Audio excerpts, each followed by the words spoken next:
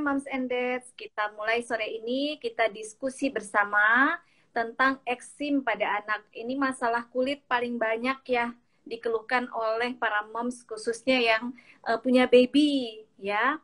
Nah, sebelum kita bicara tentang eksim, kita kan eksim ini membahas tentang kulit ya. Berarti kita harus tahu dulu nih kulit ini bagaimana seluk-beluknya. Walaupun sebenarnya yang lebih kompeten untuk menjelaskan tentang kulit adalah dokter kulit, tetapi saya akan menjelaskan sedikit tentang kulit. Nah, kulit ini dia mempunyai 3 lapisan, yaitu lapisan epidermis, lapisan dermis, dan lapisan hipodermis. Kalau lapisan yang akan kita bahas di sini adalah epidermis, lapisan yang paling luar daripada kulit. Nah, epidermis itu sendiri dia juga tersusun dari beberapa lapisan. Nah, di lapisan epidermis ini, yang paling atas adalah stratum corneum atau lapisan korneum. Nah, di stratum corneum itu yang akan menjadi pembahasan atau topik kita di sore hari ini ya, karena stratum corneum mempunyai fungsi yang memegang peranan penting, fungsi dari kulit. Nah, fungsi dari kulit itu apa aja? Pertama adalah fungsi dari kulit sebagai pelindung. Jadi, kulit itu akan melindungi seseorang itu dari iritan atau alergen yang bisa masuk sehingga menyebabkan terjadinya alergi. Kedua adalah kulit juga memegang peranan dalam mencegah hilangnya cairan tubuh. Jadi supaya kulit tidak kering. Jadi kalau kulit yang bagus, cairan tubuh akan tetap dijaga, tidak keluar, jadi nggak kering. Kemudian kulit juga berperan pada pengaturan suhu tubuh.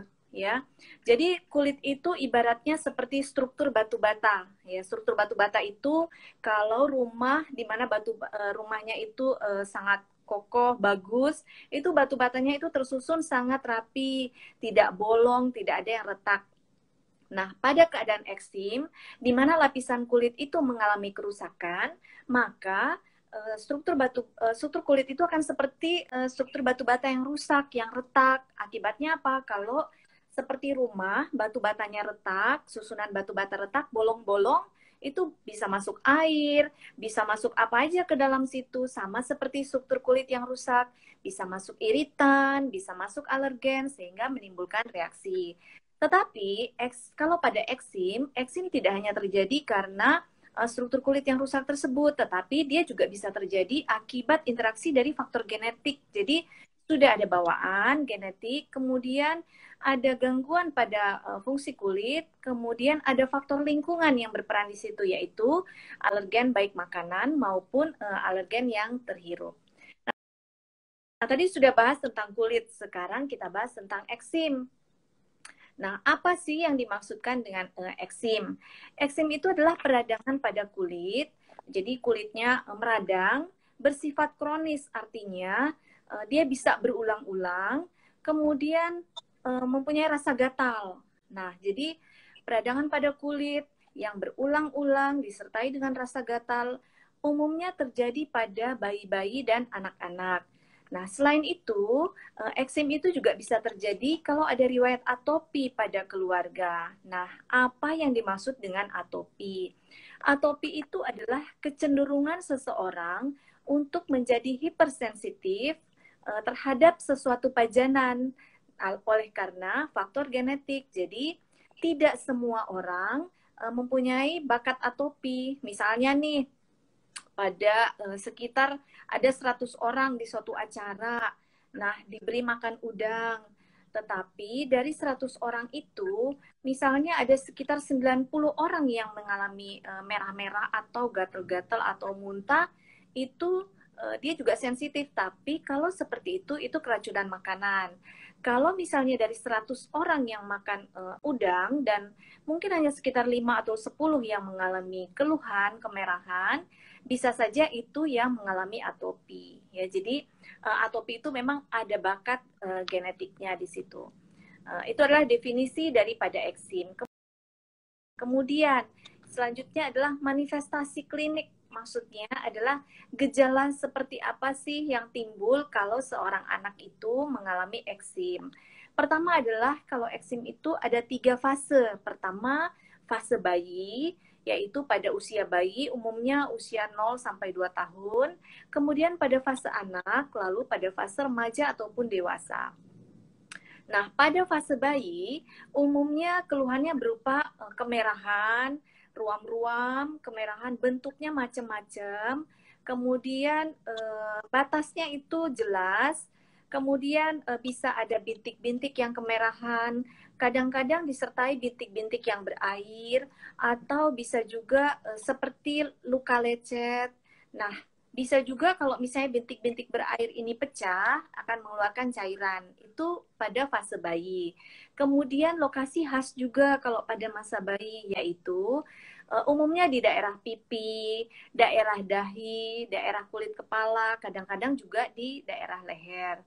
Nah, pada fase anak itu juga mirip-mirip sama seperti tadi, ada kemerahan, ada batasnya juga macam-macam ya, bentuknya macam-macam, ada kulitnya seperti bersisik. Ya, kalau pada fase anak kulit seperti bersisik yang putih-putih ya, kadang-kadang kita lihat kulitnya bersisik. Kemudian ada bintik-bintik juga merah berair, kemudian kulitnya lebih kering. Jadi kalau yang merah itu biasanya akan lebih kering kelihatannya. Kalau pada bayi merah-merahnya agak lebih basah. Nah, kalau pada anak umumnya letaknya adalah di daerah lipatan siku, lipatan lutut, di daerah pergelangan tangan, pergelangan kaki, kadang-kadang juga ada di daerah bokong. Nah, kemudian fase yang selanjutnya adalah fase remaja ataupun fase dewasa. Pada fase ini, kulit itu semakin menebal. Jadi, kemerahannya itu sudah semakin tebal akibat garukan yang terus-menerus. Jadi, kulit mengalami penebalan, berubah warna ya dari yang tadinya kemerahan bisa menjadi warna kehitaman. Kemudian pada yang fase remaja juga akan kita temukan yang luka lecet juga bisa.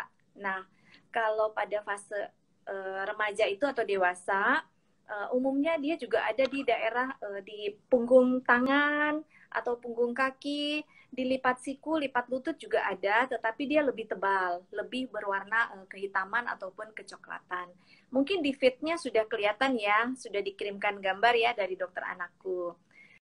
Nah, selanjutnya setelah kita mendengar gejala klinisnya seperti apa, kita akan cari tahu apa sih penyebabnya atau apa sih yang mencetuskan terjadinya eksema pada anak. Penyebabnya adalah macam-macam nih. Pertama, lingkungan yang terlalu kering. Ini selain faktor genetik ya, selain faktor genetik tadi. Jadi ada lingkungan yang terlalu kering, itu juga bisa menyebabkan kulitnya juga menjadi kering. Lalu bahan-bahan yang bersifat iritan, jadi sabun-sabun atau deterjen, pewarna, pewangi pakaian itu juga bisa ya.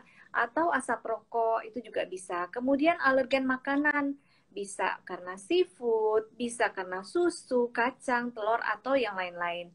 Atau juga ada yang namanya autoalergen, jadi kulit yang sudah rusak itu kadang-kadang mengeluarkan zat atau apalah itu yang bisa menjadi justru yang dikeluarkan oleh luka tersebut itu akan menjadi pencetus alergi itu pada seseorang anak yang kulitnya sensitif.